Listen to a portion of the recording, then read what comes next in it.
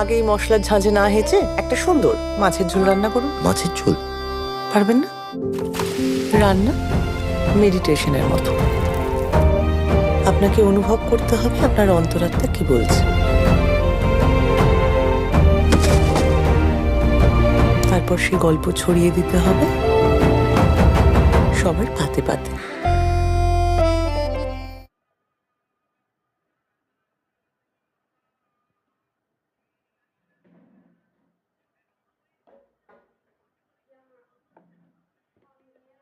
না,